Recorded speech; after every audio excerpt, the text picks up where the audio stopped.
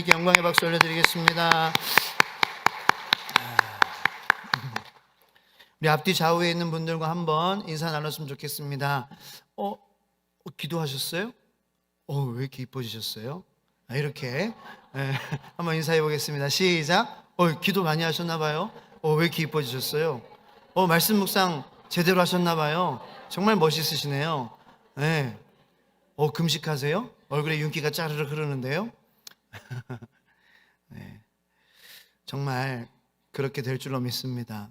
그런 거죠. 정말 기도 많이 하면은 그게 뭐 우리가 성형외과 가서 뭐 땡기고 맞고 그렇게 해서 이뻐지는 게 아니라 정말 기도하고 눈물 흘리면은 이 눈이 촉촉해지는 거예요. 사슴처럼.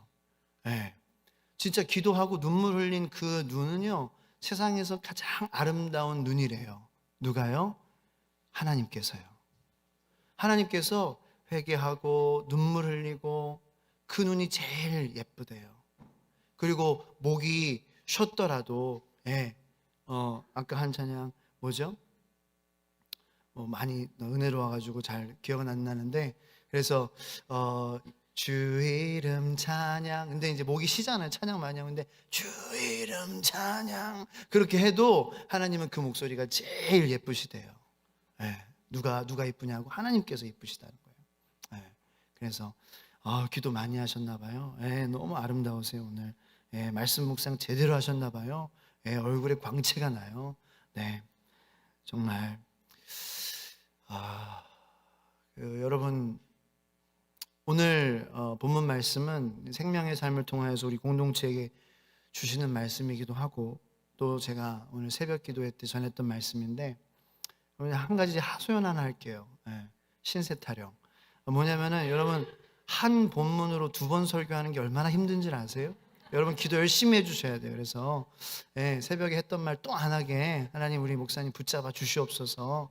한 본문 가지고 이렇게 2번 설교하는 게요 진짜 어려워서 제가 손이 얼마나 지금 차가운지 몰라요. 하지만 주님께서 역사하여 주셔서 우리 모두에게 은혜되는 말씀을 하나님께서 직접 해주실 줄로 믿습니다. 지금 그 삼성이 특별히 이제 휴대폰, 핸드폰 사업 그 팀, 그러니까 핸드폰 만드는 그 팀이 굉장히 크겠죠? 삼성 안에. 그 삼성 스마트폰 부서가, 그 회사가 엄청난 어려운 시기를 지나가고 있다는 것입니다. 지금 뭐 겉으로 보기에는 잘 모르겠지만 그 안에 수뇌부에 있는 임원들과 그 높이 위에 있는 사람들은 지금 위기와 고민 때문에 정시 퇴근을 못하고 있다는 거예요. 뭐가 고민일까요? 궁금하시죠? 얼마 전에 성시경이라는 가수의 유튜브 콘텐츠에 한 여성 팬이 성시경 씨가 갤럭시 핸드폰을 쓰는 것을 보고 이렇게 감탄했다고 합니다. 오빠, 갤렉이 써요?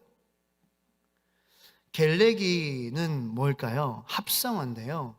갤럭시 그리고 쓰레기를 합쳐서 갤렉이라고 부른다고 합니다.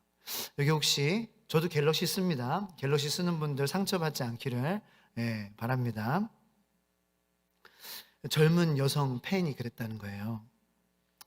그리고 또 최근에 충주에 있는 한 여대생은 갤럭시 쓰는 남자는 별로라고 인터뷰를 했는데, 그 컨텐츠가 충주시 그 유튜브 공식 채널에 올라오는 그 컨텐츠의 내용이었었던 거예요. 그래서 그 충주에 있는 그 여대생의 그 코멘트가 논란이 돼서 충주시 유튜브 공식 채널은 그 영상을 삭제했다고 합니다. 저희 딸 아이가 3학년입니다. 그런데 자기도 크면은 아이폰 사달라고 벌써부터 그러는 겁니다. 아이폰을 쓰면 좀 쿨하고 뭔가 힙하고 나는 차별된다, 나는 좀 달라 라는 그러한 이미지, 그리고 갤럭시를 사용하면은 쿨하지 않아, 아재폰이야, 뭐 이러한 인식은 지금 10대, 20대 사이에 많이 퍼져 있다라는 것입니다.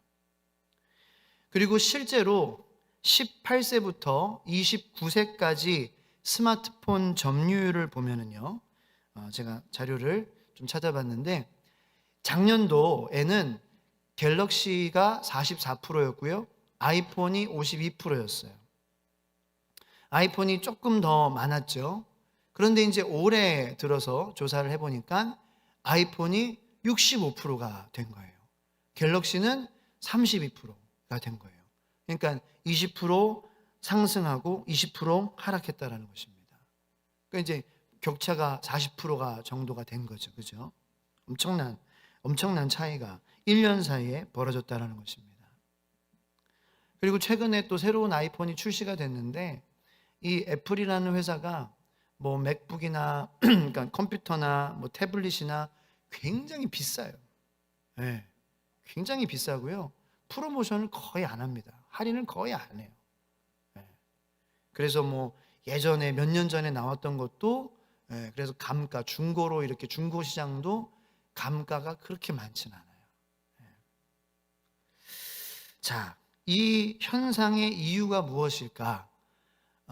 이것을 분석하는 그 유튜브 어떤 그 분석하는 영상을 제가 컨텐츠를 최근에 좀 봤어요.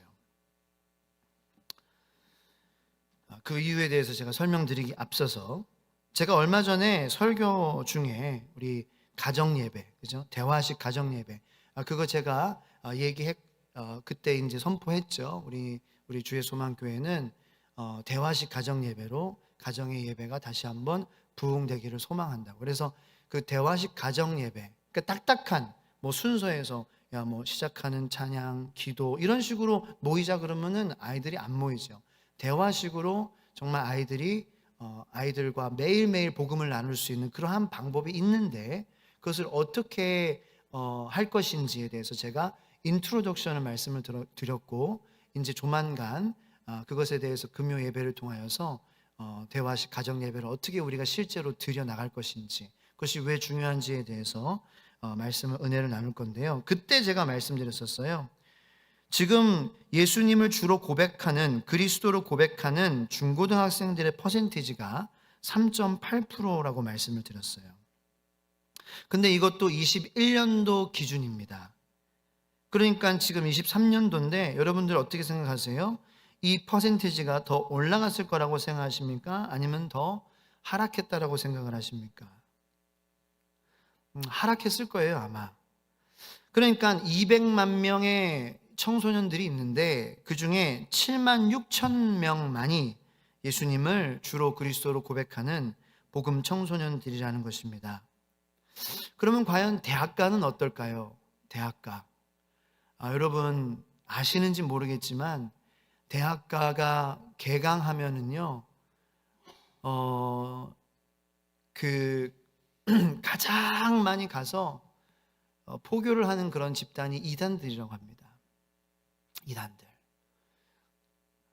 그리고 실제로 이 대학가에서 포교당해서 이단 단체에 대해서 접하게 되거나 거기에 들어가게 되는 그러한 사람들이 굉장히 많습니다. 이단들의 목표는요, 믿는 젊은이들 그리고 믿지 않는 젊은이들, 이렇게 믿는데 제대로 안 믿는 젊은이들, 이런 사람들을 타겟으로 대학의 캠퍼스의 학기 초마다 여러 가지 동아리의 모양들로 위장을 해서 뭐 성격 검사나 아니면은 뭐 그런 것들을 유인해가지고 그래서 굉장히 많다라는 거예요. 대학교도 예수님을 제대로 믿는 그러한 대학생들이 없고, 그리고 교회도 대학 캠퍼스나 어떤 그런 것에 대해 손을 놨어요.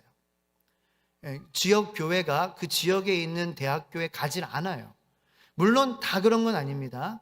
어떤 목사님들은, 그런 부르심이 있는 목사님들은 예를 들어서 조치원에도 이렇게 대학가 앞에 일부러 거기에 교회를 개척하셔서 그 대학에 전국에서 각지에서 오는 신입생들, 믿음 생활을 부모님들과 하지만 잘 자리 잡히지 않아서 대학생 때 어떻게 신앙생활을 이어나갈지 고민하는 그러한 친구들에게 다가가서 그 건강한 지역교회 목사님들이 우리 교회에 와서 신앙생활 이렇게 하라고 전도하는 그러한 교회들도 있지만, 진짜 극소수입니다. 예. 조치원만 하더라도 한 교회, 두 교회밖에 안 돼요. 거기 홍익대학교가 있고 고려대학교가 있는데도 불구하고 한 교회 정도밖에 안 되는 거예요. 그만큼 수많은 믿지 않는, 그리고 믿음을 잃어버리고 있는 청소년들과 청년들이 왜 점점 많아질까요? 저는 이 아이폰, 갤럭시에서 아이폰으로 떠나는 그런 젊은이들, 나는 갤럭시를 사용하지 않겠어 라고 그렇게 선택하는 그런 현상, 그리고 그 이유를 바라보며 저는 큰 깨달음과 회개와 결단을 할 수밖에 없었습니다. 여러 가지 분석이 있습니다. 여러 가지 이유가 있습니다. 뭐 또래가 쓰기 때문에 그렇다, 뭐 아니면 아이폰을 만든 애플 회사 제품들끼리 잘 연동되기 때문에, 그러니까 뭐 예를 들어서 내가 애플 핸드폰을 쓰면은 내가 애플 컴퓨터를 쓸 때에 그 핸드폰 안에 있는 정보가 컴퓨터 안으로 자동으로 막 들어가고 왔다 갔다 해가지고요, 편하게 여기저기서 다 쓸 수 있다라는 거예요. 그런데 갤럭시도 그렇게 편하거든요. 그러니까 제가 지금까지 만들었던 또래 집단이 사용을 하기 때문에, 그리고 어떤 그런 그 생태계라고 하는데 삼성 생태계는 더 불편하고 애플 생태계는 더 편하기 때문에 그런 이유는 좀 아닌 것 같다라는 것입니다.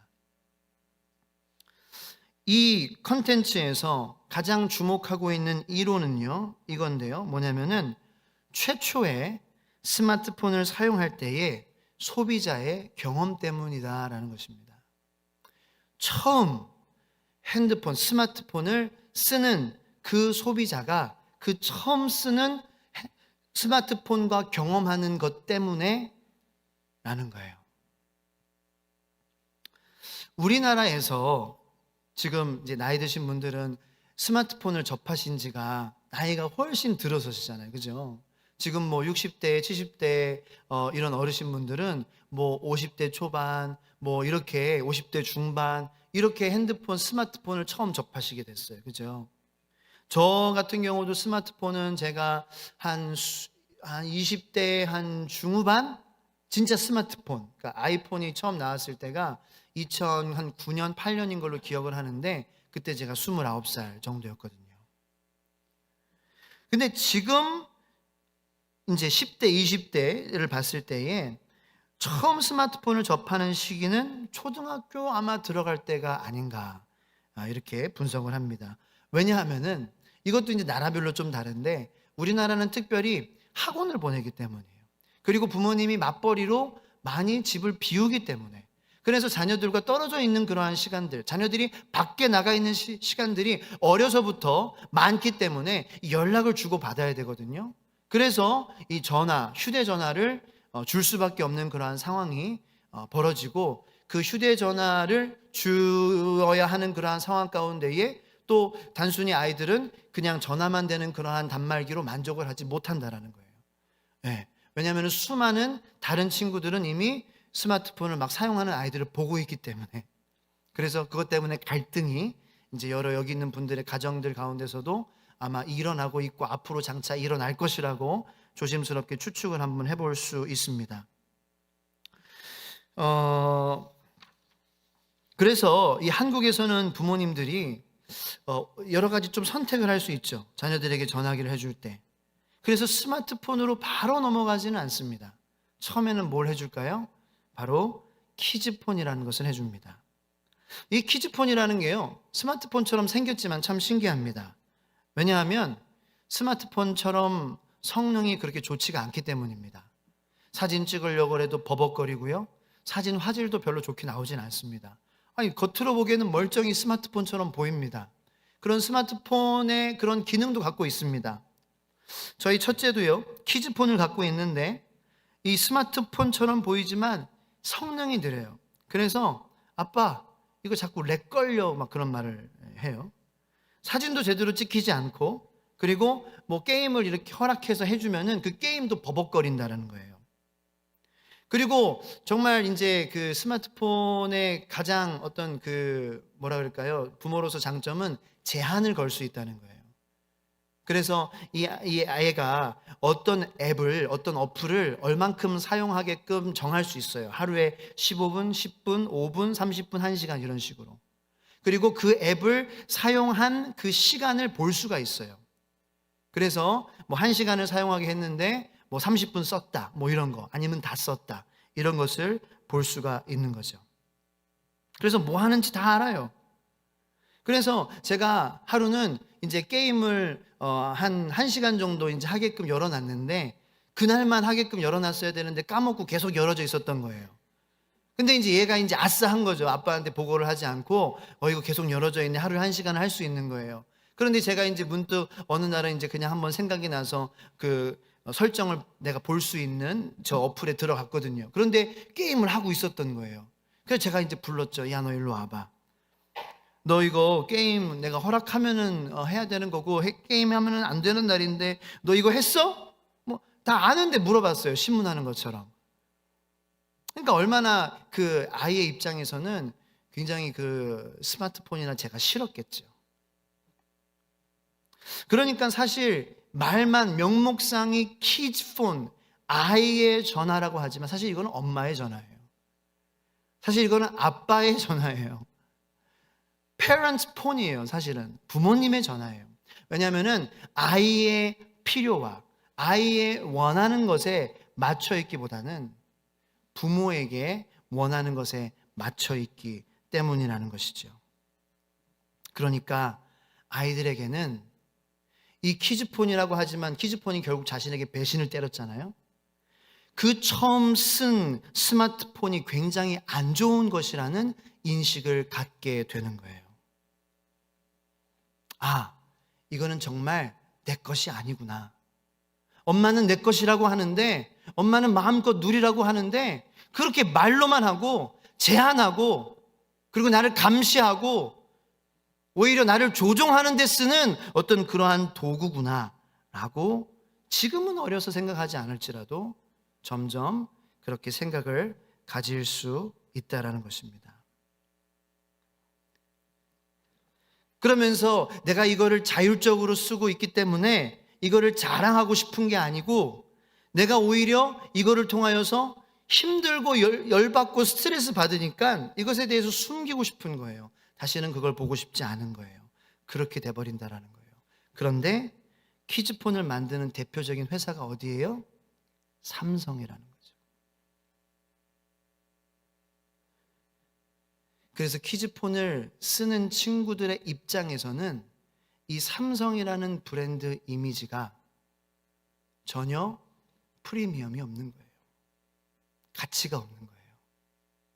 아무리 플립을 만들고 아무리 폴드를 만들고, 애플이 지금 가지고 있는 기술이 아니거든요. 아무리 접히는 폰을 만들고 펴지는 폰을 만들어도 첫 인식이 나쁘게 박혀버린 아이들에게는 그 폰이 매력이 없는 거예요.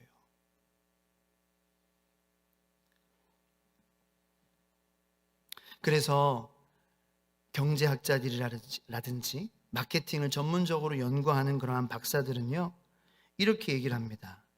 어린 연령대부터 좋은 브랜드 이미지를 심어주는 것이 중요하다. 8세부터 14세까지 브랜드 선호에 대해 자기만의 기준이 생기기 시작한다라는 거예요.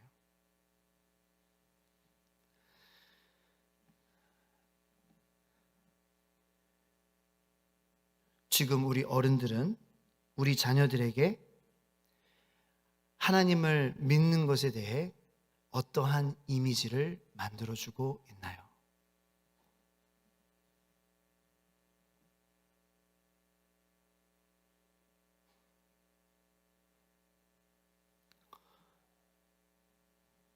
고민해 봐야 된다는 거예요. 왜 청소년들이 미전도 종족 3%밖에 이제는 남지 않았을까요? 물론 여러 가지 이유가 있을 수 있어요. 어떤 교회에 대한 그러한 그 이미지, 예배를 드린다는 것에 대한 이미지, 교회의 집사님이라는 목사님이라는 것에 대한 이미지, 섬기는 사람이라는 것에 대한 이미지, 아니 구원받은 사람, 다시 태어난 중생한 사람, 예수님의 생명이 안에 있는 사람에 대한 그러한 첫 이미지, 그 이미지가 좋지 않기 때문이라는 것이죠. 그것만 이유는 아닙니다. 근데 지대한 아마 이유를 차지하고 있을 거라고 저는 생각합니다. 왜냐하면은 이게 사람의 심리니까요. 똑같이 대입하면 되는 거예요. 아이들에게 우리가 주어지는 그 키즈폰을 어떤 믿음이나 하나님을 믿는 그러한 신앙생활이라고 우리가 가정하면 되는 거예요. 우리가 그 믿음이라는 거, 신앙생활이라는 거, 심지어는 하나님의 말씀인 성경이라는 거, 그것을 가지고 그것을 우리 아이들에게 정말 자율적으로 하나님을 너희가 이렇게 만나면은, 하나님을 네가 이렇게 나아가면은 네가 예수 그리스도를 통하여서 하나님과 하나 될 수가 있어. 네가 하나님과 다시 화합할 수 있어. 예수님 십자가의 의미가 그런 거야. 하나님과 함께 네가 말하고 하나님의 음성을 듣고, 그리고 하나님과 관계가 점점 가까워짐으로 너의 삶이 더욱더 풍요로워지고 풍성해지고 생명을 누리고, 그래서 이 세상이 힘들고 어렵고 고난이 많고 어려움이 많지만 이 세상을 창조하신 하나님과 서로 알아가며 그 관계가 더욱더 가까워지며 누리는 그것은 이 세상에서 어떤 것과도 비교할 수 없는 그러한 최고의 가치인 것이야 라는 그러한 이미지를 우리 아이들의 주어지는, 여러분들이 아이들의 손에 주어지는 그 말씀을 통해, 여러분 가정의 신앙생활을 통하여서, 여러분들이 드리는 예배를 통하여서, 여러분들이 드리는 찬양과 기도 생활을 통하여서 아이들이 하나님을 자율적으로 만나는 하나님의 사람이 될 수 있도록 여러분들 인도해 주시고 계시냐라는 거예요.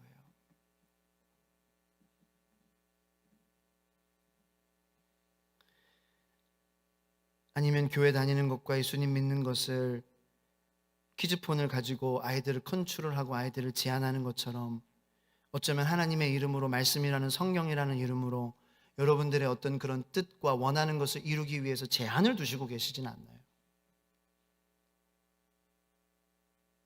예를 들어서 나중에 나올 에베소서의 말씀은 부모님 순종하라 그랬으면 순종해, 너 공부해, 너 몇 등 안에 들어야 돼.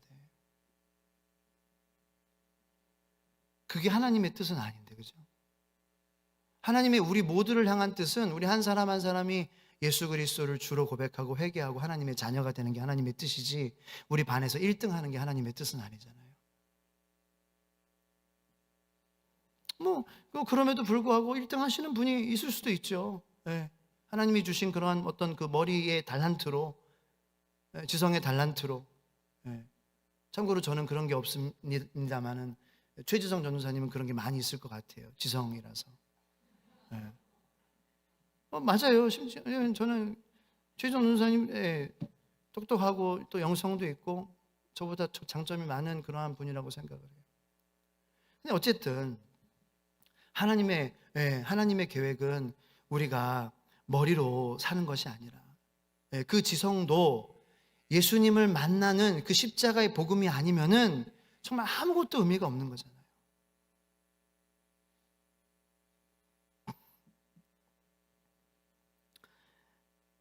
아이들이 점점 커가면서 왜 교회를 떠날까요? 왜 갤럭시를 떠날까요? 이건 내 것이구나 라는 마음을 우리 교회가 아이들에게 심어주지 못하고 있다는 거예요. 자기들의 하나님을 찾게, 그 하나님과 관계할 수 있도록, 그 하나님과 대화할 수 있도록, 그 하나님께 예배 드릴 수 있도록. 근데 우리 자녀들이 예배 드리고 하나님과 대화하려고 하면은 우리 부모님들은 어떻게 해요? 야, 그러면 그런 거 하지 말고 공부해. 하나님과 대화 나중에 해. 일단 공부부터 해. 그리고 기도해. 이렇게 하지 않나요? 하나님을 믿는 건 이건 전적으로 정말 우리 공동체도 있지만 개인적인 거잖아요. 그죠? 하나님의 구원은 나를 구원하시기 원하시는 거잖아요. 내가 십자가 복음으로 말미암아 구원받아야 되는 거잖아요.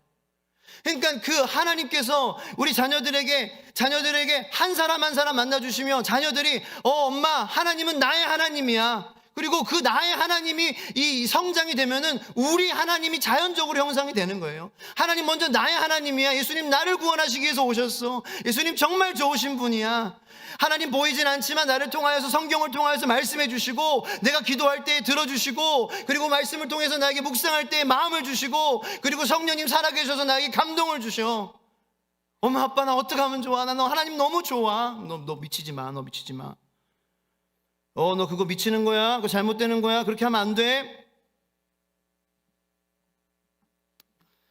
그렇게라도 얘기하는 자녀가 만약에 있다면 다행이에요. 그러면 어떻게 뭐 부모님이 얘기하던 걸 멈출 수가 없거든요. 하나님 정말 좋은 분이시라는 걸 만났기 때문에.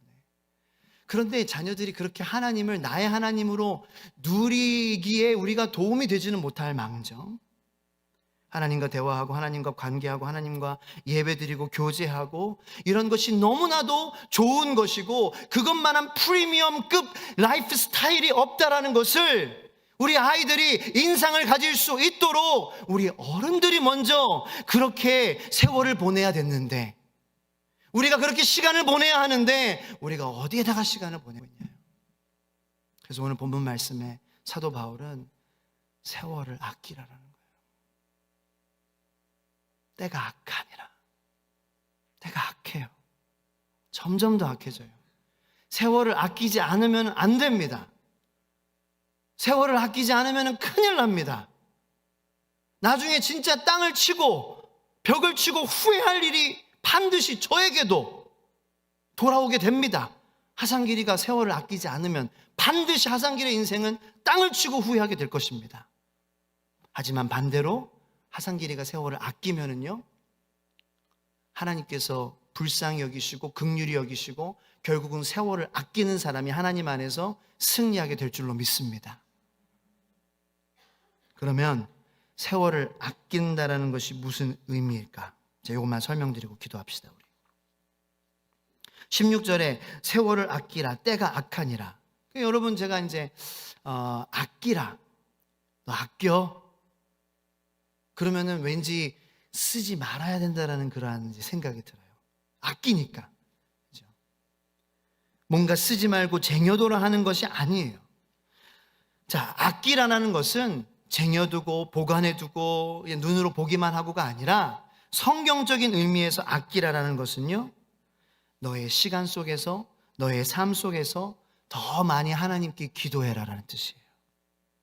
더 많이 하나님께 찬양해라라는 뜻이에요. 더 많이 말씀 안에서 내가 어떠한 길에 서 있는지 고민해라라는 말씀이에요. 더 많이 말씀 묵상하고 말씀 줄치고 말씀 붙여놓고 더 많이 볼 수 있는 곳에 나를 생각하고 성령 충만함을 간구하고, 때로는 금식도 한번 해보고, 때로는 나 스스로 결단하고 나 스스로 한번 말씀 사경회도 한번 가져보고, 하나님, 그래서 내가 이번 한 주 새벽기도 내가 5일 동안 내가 주님 헌신하겠습니다. 내가 부흥회 하기를 원합니다. 그러면은요, 그 한 주가 부흥회가 될 줄로 믿습니다. 네. 그게 세월을 아끼라라는 거예요. 몸부림쳐라.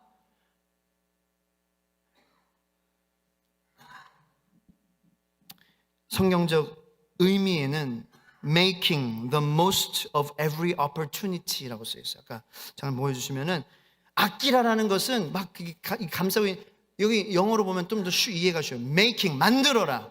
the most, 항상 최상급을, 제일 많이, of every, 매 기회마다 최고로 만들라는 거예요. 가장 많이 만들라는 거예요. 가장 많이 누리라는 거예요. 누구를요? 하나님을. 모든 기회마다 하나님을 알 수 있는 기회다. 그러므로 그 기회로 삼아라. 하나님을 전할 수 있는 기회다. 네가 더 하나님을 붙잡을 수 있는 기회다. 그걸로 삼아라. 그게 세월을 아끼라라는 의미예요. 세월을 장롱 속에 그냥 이렇게 두고 아끼면서 이렇게 살아가라는 게 아니에요. 그리고 또 한 가지의 원어적 의미를 보면은 redeeming the time 이라는 뜻이 있어요. redeem. 이 redeem이라는 것은 뭐 죄에서부터 구원하다라는 그런 뜻이 있는데, the time, 그 시간으로부터 구원하다, 조금 말이 안 맞잖아요. 그런데 제가 이제 사전을 보면은 redeem이라는 뜻이 상환이라는 뜻이 있어요. 상환하다라는 뜻 아시죠? 그죠? 그래서 대출금을 예를 들어서 신한은행에서 대출을 받았어요. 그러면 그 돈의 주인이 누구예요? 신한은행이죠. 그죠? 그러면은 상환한다라는 것은 나의 돈을 그 돈의 주인에게 갖다 드리는 거예요. 자, 시간의 주인은 누구세요? 하나님이세요. 그러므로 하나님께 시간을 드리는 것은 상환하는 거예요. 가장 지혜로운 사람이에요. 네. 가장 지혜로운 사람은 주인에게 속한 것을 주인에게 드리는 사람이에요. 그래야 내가 벌어서 드리는 것도 뭔가 기쁘게 드리는 거죠. 왜냐하면 그분 거예요. 어차피 그분에게서 왔어요. 세월을 아끼라는 의미, 시간의 주인이신 하나님께 우리의 시간을 드리는 거예요. 여러분, 여러분의 시간을 어떻게 사용하시고 계십니까? 여러분들의 자녀들이나 여러분들에게 가까운 사랑하는 사람들이 여러분들을 볼 때, 아, 저 사람은 정말 하나님께 시간을 드리는 사람이구나 라는 그러한 느낌을, 그러한 그 모습을, 인상을 우리가 보여줘야 되지 않겠습니까? 아, 우리 엄마는 정말 하나님께 드리는 시간 아까워하지 않는 그러한 사람이야. 그게 인상이 되는 거죠. 그러므로 내가 엄마를 사랑하고 내가 아빠를 사랑함으로 그런 그 하나님에게 시간을 드리는 것을 아까워하지 않는 그 엄마와 아빠를 통해서 하나님에 대한 그 가치가 더욱더 상승된다는 거예요. 아, 하나님 예배하는 건 정말 프리미엄 같은 거구나. 정말 클래식한 거구나. 정말 하나님 대화하는 건 고상한 거구나. 정말 아무나 누릴 수 없는 그런 스페셜한 거구나. 누구나 조금만 돈을 얹어주면 살 수 있는 그런 프로모션이 있는 그러한 것이 아니라 정말 비싼 것이고 정말 가치 있는 거지만 정말 좋은 것이기에 나도 누리고 싶어. 나 포기하지 않을 거야. 나 절대로 포기하지 않을 거야. 그러한 생각들을 우리 자녀들이 가져야 되지 않을까요? 여러분, 그렇게 될 수 있습니다. 할렐루야. 우리부터 그렇게 시작하면 됩니다. 우리가 하나님께 드리는 시간을 아까워하지 않고 조금 더 기도합시다. 조금 더 말씀 읽고 묵상합시다. 제대로 묵상합시다.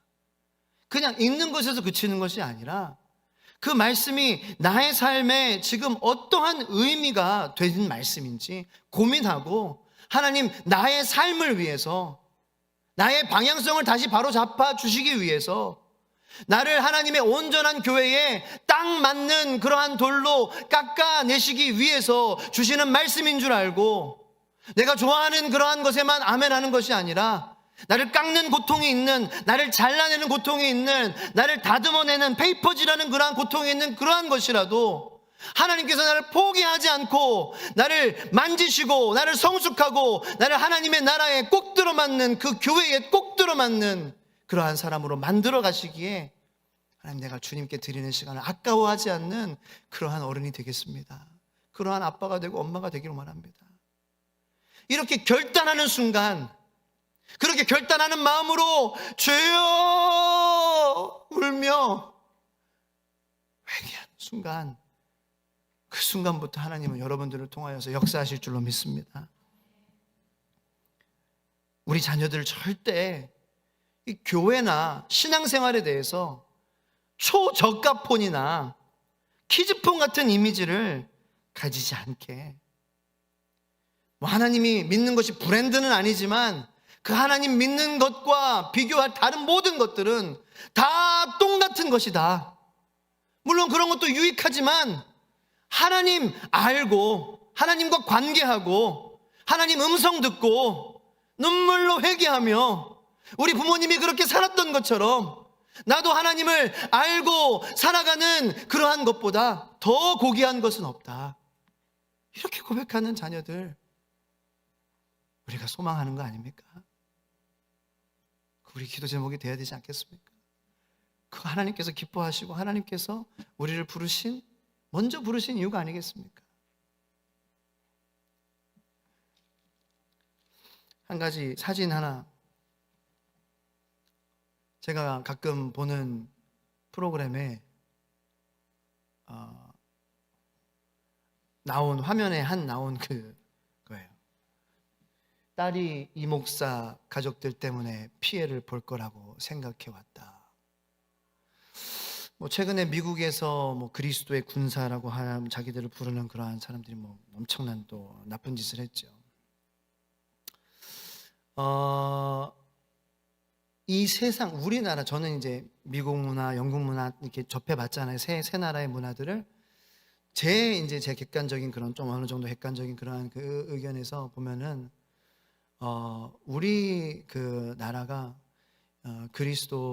예수 그리스도나 교회를 굉장히 폄하하고 사람들에게 안 좋은 인식을 갖게 하려는 그러한 것이 굉장히 많아요. 굉장히 많아요. 미국이나 영국 같은 경우에는 미디어에 사건이 벌어졌더라도 이 목사라고는 하진 않아요. 미스터 리 이렇게 하죠. Reverend Lee, Pastor Lee 이렇게 쓰진 않아요. 왜냐하면 진짜 목사가 아니기 때문에, 목사를 사칭했기 때문에. 근데 우리나라는 써요. 네. 아이들이 이 여러 가지 컨텐츠를 보면서요, 어떻게 생각할까요? 목사 가족들은 피해주는 가족들이구나. 네? 교회 가면은 다 뜯기는구나.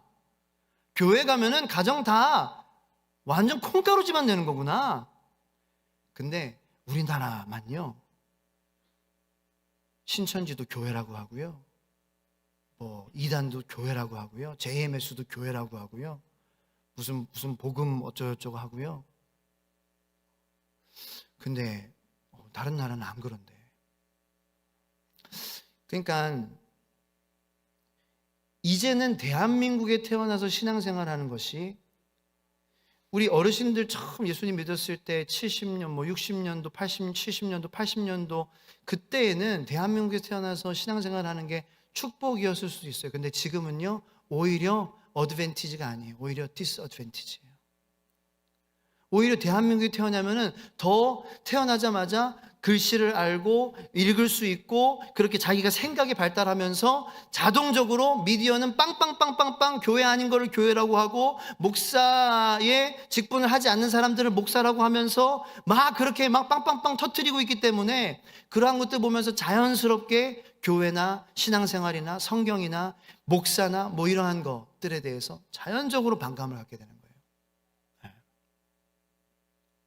그러니까 이미 안 좋은 그런, 예를 들어서 어드밴티지가 아닌 디스어드밴티지, 우리에게 불이한, 불이익한 그러한 상황에서 시작하는 거예요.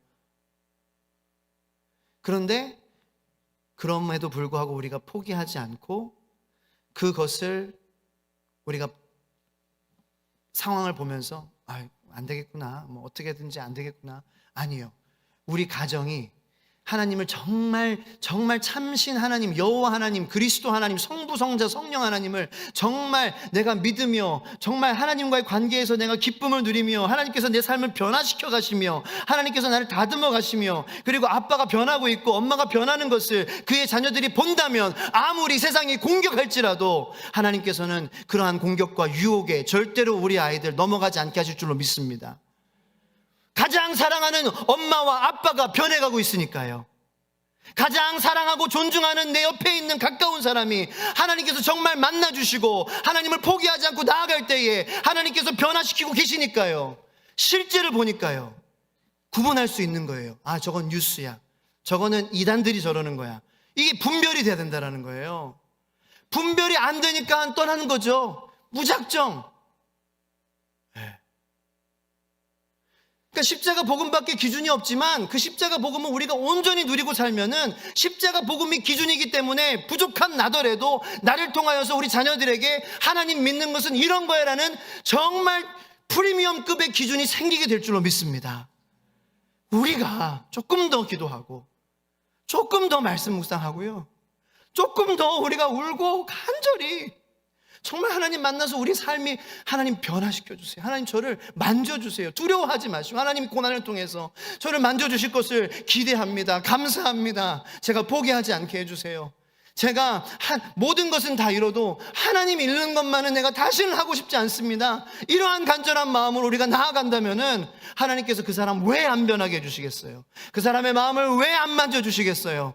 그 사람의 가정이 왜 찬양이 넘쳐나는 가정으로 만들어 주실 줄로 믿습니다. 왜 우울하고 서로 계속 싸우고 계속 비난하는 그러한 가정으로 하나님께서 냅두시겠어요? 하나님께로부터 만지심을 받으면은 변화돼요. 회복됩니다. 부부 사이가 회복될 줄로 믿습니다. 하나님께 붙잡히면 돼요. 하나님은 변화시켜 주세요.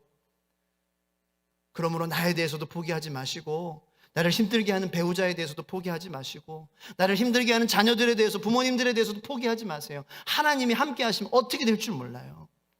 하나님만 믿으세요. 하나님만 간절히 붙잡으십시다. 정말 하나님 믿는 거는 정말 프리미엄이에요. 이건 이만한 프리미엄과 이만한 고퀄이 없어요.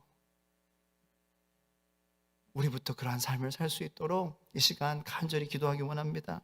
주님, 하나님께 시간을 드리는 것보다 우리가 다른 것에 더 마음을 한 주 동안 쏟았던 저희들을 용서하여 주시옵소서.